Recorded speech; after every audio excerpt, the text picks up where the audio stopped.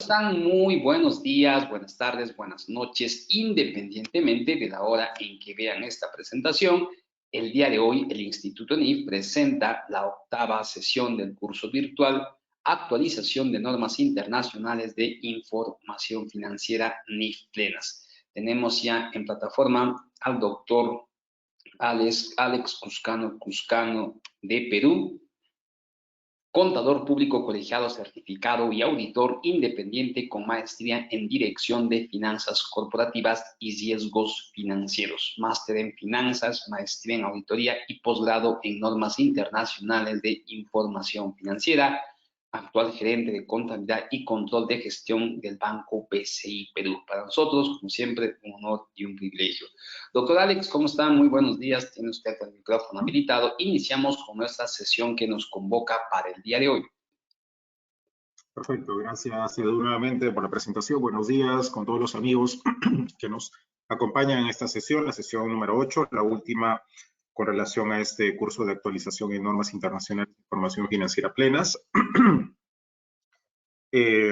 Hoy tenemos programado el desarrollo de estas tres normas. Vamos a hablar de la NIC 1, que es la norma que nos habla sobre la presentación de estados financieros. No vamos a hablar de cómo elaborar un estado financiero, sino vamos a enfatizar algunas consideraciones a tener en cuenta. Hablaremos, sí, un poquito más sobre el estado de resultados integrales, que a lo mejor es el estado pues, que desde hace más de 10 años nos muestra información más allá de solamente los resultados reales, sino como ya lo habíamos visto en la parte de NIC 16, pues también nos muestra resultados potenciales, ¿no? Y un ejemplo de ellos vienen a ser las reevaluaciones, ¿no? Luego vamos a hablar de la NIC 7. Acá hay algunas definiciones importantes a tener en cuenta, lo que es un efectivo, lo que son equivalentes al efectivo. Y les voy a compartir una metodología basada en 20 pasos para que puedan elaborar el estado financiero, ya sea por el método directo o el método indirecto, ¿ya? Si ustedes siguen cada uno de estos pasos, pues van a poder elaborar el estado de flujo efectivo de cualquier entidad, ¿ya? De cualquier entidad. Y como último tema, vamos a desarrollar la NIC 8, que es la norma que nos habla sobre políticas contables, los cambios en las estimaciones contables, los cambios en políticas contables, las correcciones de errores, cuáles son los tratamientos que prescribe la norma, ¿ya? Bien, entonces ese va a ser el temario para el día de hoy, ¿ya? Quizá un poco menos de una hora para cada una de estas normas, ¿ya? Vamos entonces a empezar con la NIC 1. Esta norma, voy a, permítame abrir, por favor, así como hemos estado haciendo con todas.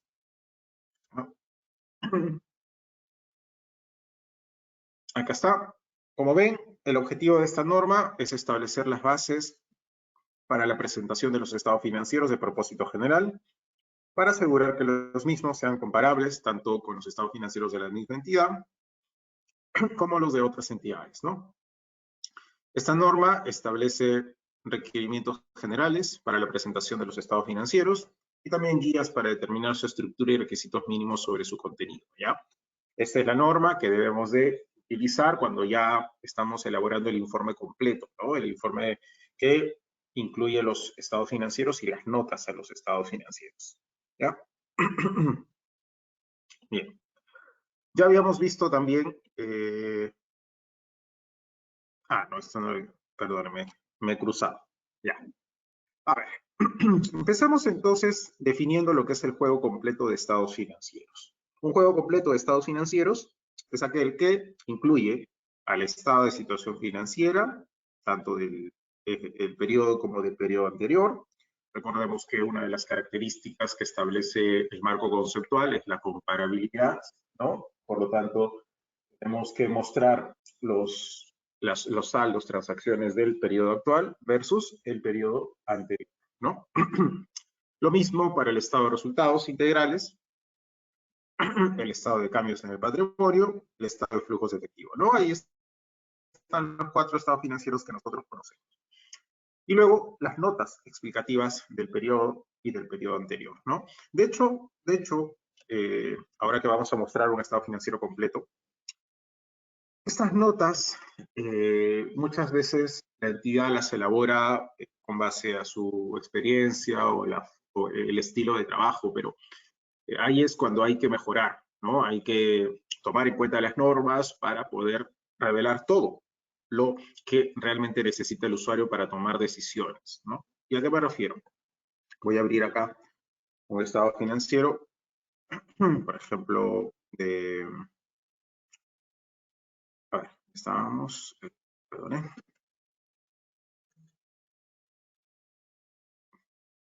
uy, tenía por acá, ya está. Vamos a ver los estados financieros de Alicorp, ¿ya? Una empresa peruana.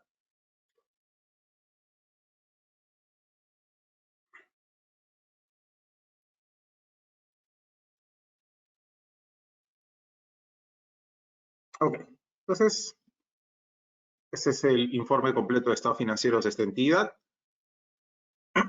Tenemos ahí los estados financieros al inicio y luego vienen todas las notas explicativas, ¿no? De hecho, este informe de más de 100 páginas, pues lo principal, o mejor dicho, la mayor cantidad de páginas la componen las notas a los estados financieros, ¿ya? ¿Por qué? Porque ahí nosotros vamos a encontrar información que no necesariamente es contable, ya es información financiera, es información legal, información laboral, información societaria, ¿no? Todo tipo de información que sin esa información no podríamos entender lo que muestran los estados financieros, ¿no? Los estados financieros nos muestran, como vemos, resultados finales, nos muestran saldos, ¿no? Pero si, por ejemplo, nos centramos aquí en cuentas por cobrar comerciales, vemos que esta entidad tiene en 2021 640 millones y en 2020 530 millones, ¿ya? Pero el usuario necesita más que eso, ¿no? Necesita saber si esas cuentas por cobrar son en soles, son en dólares, si esas cuentas por cobrar generan o no generan intereses, si cuál es su periodo de cobro de esas cuentas por cobrar, si las vamos a cobrar en corto plazo, largo plazo, ¿no? Entonces surgen muchas preguntas. Y no es que vamos a estar,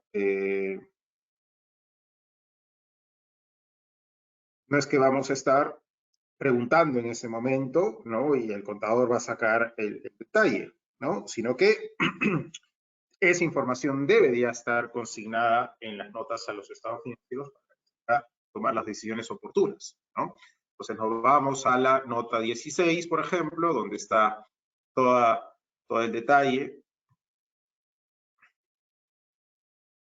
Y vemos acá, ¿no? Cuentas por cobrar comerciales. A continuación se presenta la composición, facturas, letras, el deterioro. Las facturas por cobrar son de vencimiento corriente, no generan intereses, tienen vencimiento entre 7 y 360 días, tienen líneas de garantías con hipotecas, ¿no? El plazo de vencimiento, el movimiento de la estimación de deterioro, ¿no? Entonces, como podemos observar, es información que complementa, ¿no? A lo que se muestra en los estados financieros. Entonces, con esto, pues ya el usuario tiene más data para que pueda tomar decisiones. Y de eso se trata. Por eso es que muchas veces subestimamos las notas a los estados financieros cuando en realidad estas notas es lo que le va a permitir al usuario saber realmente qué es lo que ha ocurrido en el negocio a una fecha determinada y por un periodo determinado, ¿ya? Ahora, si una empresa, por ejemplo, ha hecho una corrección de errores o ha cambiado su política contable, pues ahí tiene que aplicar la NIC 8, que es la que vamos a ver más adelante. Pero hay un requerimiento particular de la NIC 8, y es que cuando tú haces un cambio de política contable o hayas corregido un error, tienes que agregar una columna más al estado de situación financiera, ¿no? Entonces, por ejemplo, vamos a ver acá los estados financieros de esta misma entidad, pero de otro año, ¿no? Del año 2014. ¿Ya? ¿Qué es lo que podemos observar en su estado de situación financiera? Fíjense. En su estado de situación financiera, vamos a ver primero el estado de situación financiera del año 2021, que es el que estábamos viendo, ¿ya? Y observamos que, tal y como se muestra en la mayoría de las empresas, tienes los saldos del cierre del año actual con los del año anterior. Ya, que esto es lo que requiere la norma. Ya, hasta ahí estamos bien. Pero ¿qué es lo que ocurre en 2014? Miren, en 2014 se muestran los saldos de 2014, los del periodo comparativo, pero también muestra los saldos iniciales del periodo comparativo. ¿Y por qué? ¿Por qué?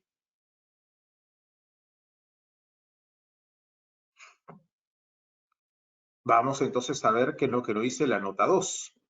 ¿Ya? Vamos a ver qué es lo que nos dice la nota 2.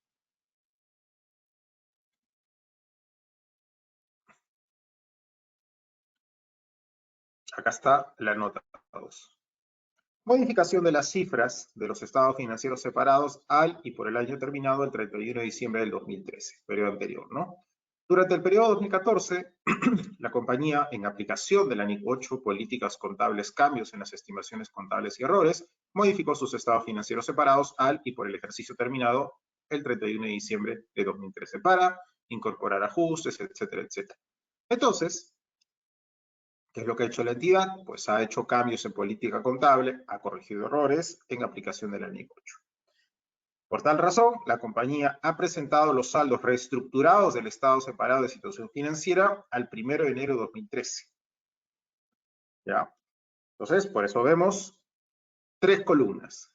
Y pudo la entidad haber mostrado también notas a los estados financieros, pero la NIC 1 no te lo exige. O sea, no te exige la NIC 1 de que si ya, bueno, has hecho una corrección de errores o cambio de política contable, en aplicación de la NIC 8 tienes que mostrar una columna más de los saldos iniciales, pero no es necesario, no es obligatorio mostrar notas a los estados financieros de, en este caso, el 1 de enero de 2013.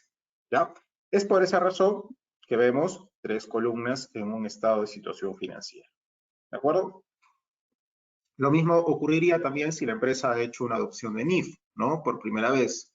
Eso también, pues, resulta ser un cambio de política contable, por lo cual también se tendría que mostrar una tercera columna con saldos reestructurados. ¿Ya?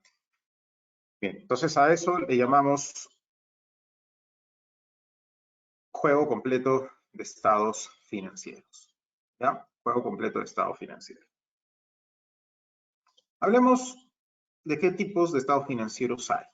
¿Ya? Hablemos de tipos de estados financieros.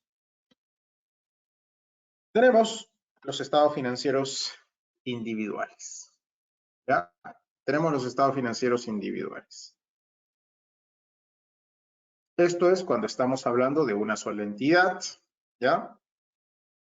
Estamos hablando de una sola entidad que no tiene hijas, no tiene sobrinas, es decir, no tiene subsidiarias, asociadas, etc.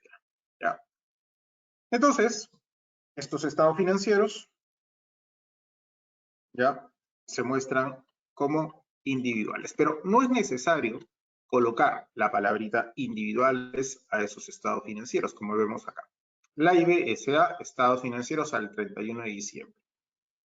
Si no hay un apellido, por decirlo de alguna manera, se sobreentiende que estamos hablando de estados financieros individuales. ¿Ya? No es necesario colocar la palabrita estados financieros individuales. Se sobreentiende. ¿Ya? Se sobreentiende.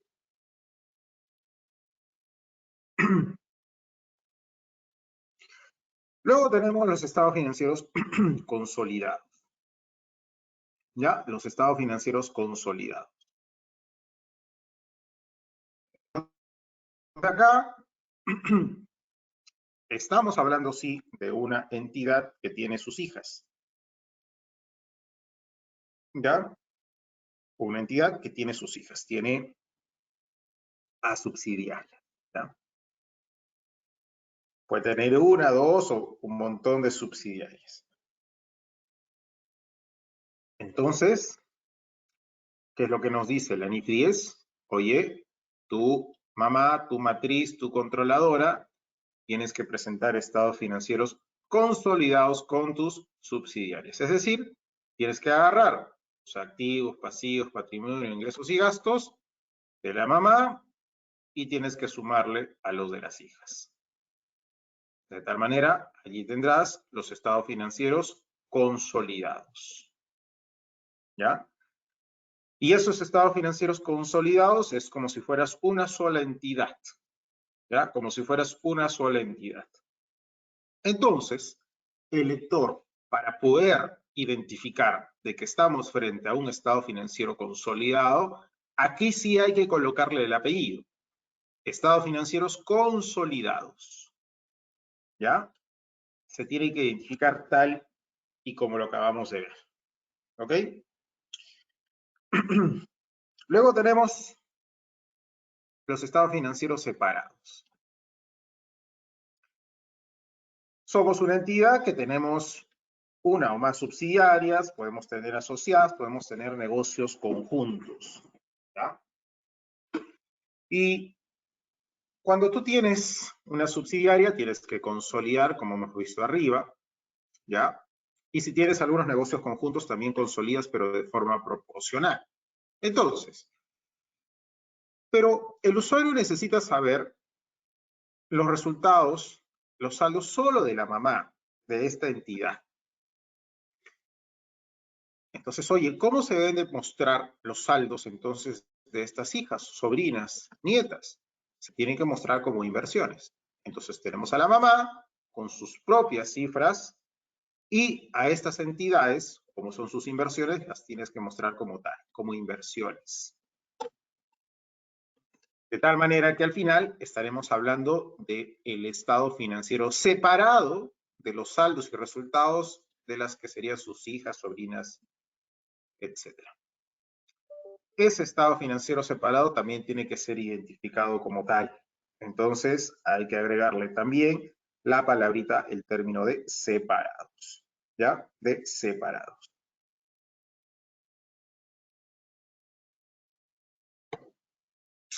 Bien.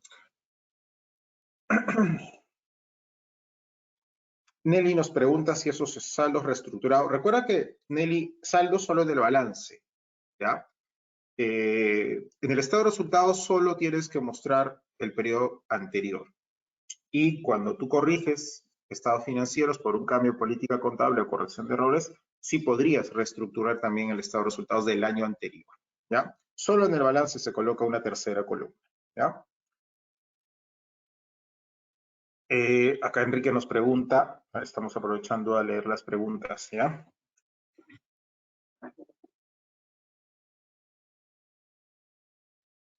Siendo que el auditor solo debería anexar la opinión a los estados financieros proporcionados, se sabe que es obligación de la gerencia emitir notas y el flujo de efectivo, pero en la práctica se sabe incluso grandes firmas lo hacen. ¿Por qué? Y no afectaría esto el tema de ética e independencia.